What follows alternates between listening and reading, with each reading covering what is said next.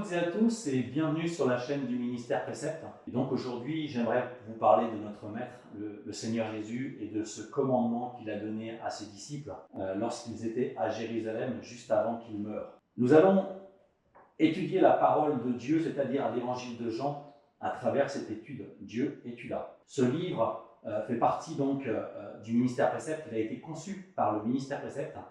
Et je vous encourage à vous le procurer puisque c'est une étude extraordinaire qui vous permet de faire un travail chaque jour. Et donc de découvrir le Seigneur Jésus-Christ à travers l'évangile de Jean, ainsi que Dieu notre Père et aussi le Saint-Esprit. Aujourd'hui, nous allons voir deux textes. Le premier se situe dans l'évangile de Jean, chapitre 13, donc le verset 34 et 35. Et le second sera dans le chapitre 14, du verset 21 au verset 24.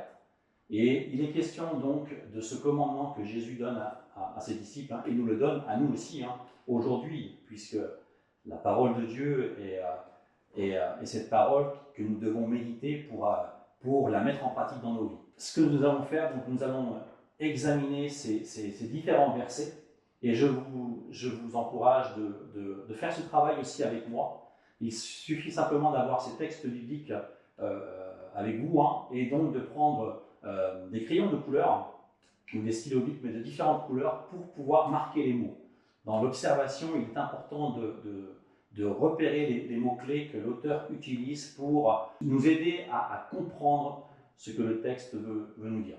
Donc voici ce que le texte nous dit dans Jean 13, versets 34 et 35. Jésus parle donc à ses disciples. « Je vous donne un commandement nouveau. Aimez-vous les uns les autres comme je vous ai aimé. Vous aussi, aimez-vous les uns les autres. À ceux-ci, tous connaîtront que vous êtes mes disciples si vous avez de l'amour les uns pour les autres. » Donc on va relire ce texte et travaillons, donc marquons ensemble les mots-clés. Donc là, ces mots, ça concerne justement Jésus-Christ. Jésus-Christ est le mot « aimer ». Donc Jésus, nous allons le marquer d'une croix. Et le mot donc aimer ou amour, on va l'encercler. Je relis le texte. Je vous donne un commandement nouveau. Donc Jésus, donc on fait une croix. Aimez-vous les uns les autres. Donc aimez, vous l'encerclez les uns les autres, comme je vous ai aimé. On encercle aimez, vous aussi. Aimez-vous les uns les autres. Donc aimez, on encercle. À ceux-ci, tous connaîtront que vous êtes mes disciples si vous avez de l'amour les uns pour les autres. Amour, on encercle. Et nous allons prendre le second texte dans l'évangile de Jean, chapitre 14, du verset 21 au verset 24. Celui qui a mes commandements et qui les garde, c'est celui qui m'aime. Et celui qui m'aime sera aimé de mon Père. Je l'aimerai et je me ferai connaître à lui. Jude, non pas l'Iscariote, lui dit « Seigneur, d'où viens-tu que tu te feras connaître à nous et non au monde ?» Jésus lui répondit, « Si quelqu'un m'aime, il gardera ma parole, et mon Père l'aimera. Nous viendrons à lui, et nous ferons notre demeure chez lui. » Voici donc le deuxième texte, et nous allons le relire. Là, nous marquerons donc les mots-clés. Donc Jésus, d'une croix, et le mot amour ou aimer en l'encerclant. Celui qui a mes commandements, donc mes commandements, mais on fait une croix, et qui les garde, c'est celui qui m'aime. Le M apostrophe, vous faites une croix, c'est Jésus, et M, on l'encercle. Et celui qui m'aime, donc M apostrophe, une croix, M, on l'encercle, sera aimé de mon Père. Donc aimer, vous encerclez, mon Père, donc vous faites une croix. Je l'aimerai, donc une croix, et aimerai, vous l'encerclez. Et je me ferai connaître à lui. Donc toujours Jésus, on fait une croix, me ferai connaître à lui. Jude, non pas l'Iscariote, lui dit. Lui, donc Jésus, fait une croix. Seigneur, donc Seigneur, la croix, d'où viens-tu? D'où vient que tu te feras connaître à nous? Donc, une croix, te fera connaître à nous, et non au monde. Verset 23, Jésus lui répondit. Donc Jésus, une croix. Si quelqu'un m'aime, M apostrophe, faites la croix, aime, vous encerclez, il gardera ma parole, ma, une croix, et mon Père, donc mon, une croix, l'aimera. Donc, aimera, vous faites un cercle, nous viendrons à lui et nous ferons notre demeure chez lui. Amen. Voyez, en ayant fait ce travail, en ayant marqué les mots, vous savez où est placé Jésus, et aussi où est placé ce mot amour. Bien sûr, ce mot amour, qui est donc aimer, le verbe aimer conjugué. Et qu'est-ce qu'on apprend lorsqu'on observe ce texte? Nous apprenons que Jésus, donc, enseigne ses disciples, puisque, si on regarde le contexte, Jésus est pour la dernière fois à Jérusalem. Il sait qu'il va bientôt mourir. Et donc, il est avec ses disciples dans cette chambre haute où il va passer un temps à enseigner ses disciples. Lorsqu'il va partir, il va leur parler qu'il enverra le Saint-Esprit. Mais là, il insiste sur le mot « aimer ». Et il va dire donc « Je vous donne un commandement nouveau, aimez-vous les uns les autres comme je vous ai aimés ». Et nous savons que Jésus, en donnant sa vie pour nous, a accepté de faire la volonté du Père, mais par amour pour le Père, mais aussi par amour pour nous. Et il désire que nous puissions prendre exemple sur lui. Vous savez, dans ce monde, plus je regarde ce qui se passe dans ce monde, plus je vois ce monde se déchirer. Cette haine qu'il y a, toutes ces choses qui se passent. Et les gens ont tendance à se détester, à se confronter. Ça devient de plus en plus difficile. Alors que Jésus nous demande de nous aimer les uns les autres. Et en faisant cela, le monde verra qu'il y a quelque chose, que nous sommes réellement des disciples de Jésus, puisqu'on désire lui ressembler. Et c'est ce qu'il veut. Il va dire « Aimez-vous les uns les autres comme je vous ai aimé. Vous aussi, aimez-vous les uns les autres. » Donc, il souhaite que nous puissions aimer notre frère, aimer notre sœur. Et dans le verset 35, il dit « À ceux-ci tous connaîtront que vous êtes mes disciples. » Et c'est ce qu'il désire.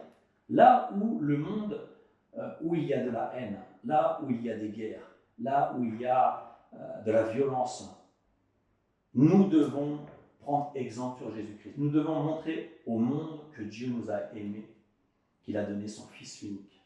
Et cet amour, nous devons le répandre autour de nous, que ce soit dans notre famille, que ce soit parmi nos amis, parmi nos voisins. Ils doivent voir que nous servons ce Dieu d'amour et nous désirons donc lui ressembler. Ensuite, dans ce deuxième texte, celui qui a mes commandements et qui les garde, c'est celui qui m'aime. Et c'est vrai, nous avons cette parole, la parole de Dieu qui est la vérité. Dieu nous donne, à travers son Fils, des commandements.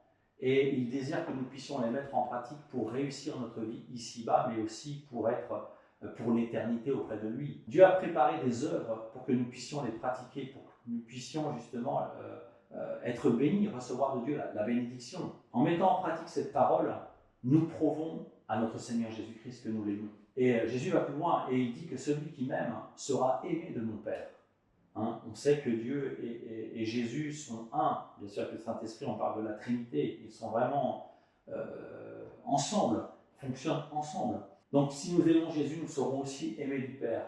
Et Jésus va dire, je l'aimerai et je me ferai connaître à lui. Et c'est vrai qu'avant, nous étions dans le monde, nous étions pécheurs, nous étions sans vie. Bien que vivant, notre âme était morte à cause du péché. Mais Dieu, dans son amour, comme le dit Jean 3,16, c'est vrai que c'est un verset qui est très riche et que tout le monde connaît.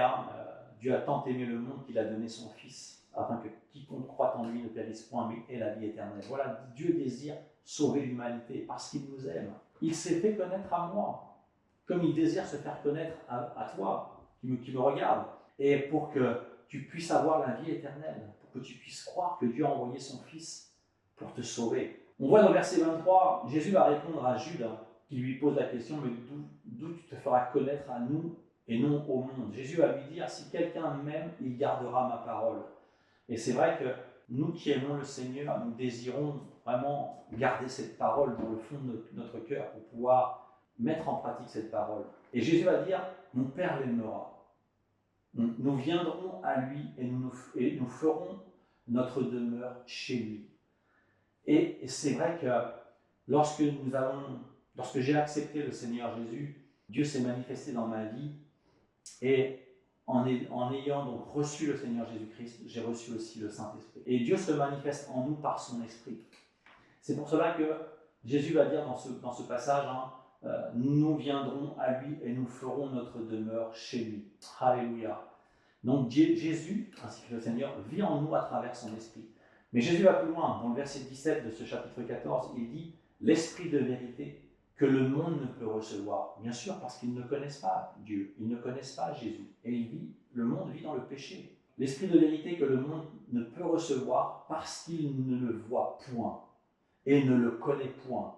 Mais nous le connaissons car il demeure avec nous et il est en nous. Jésus va dire, vous le connaissez car il demeure avec vous et il sera en vous. Jésus s'adresse à ses disciples comme il s'adresse à nous.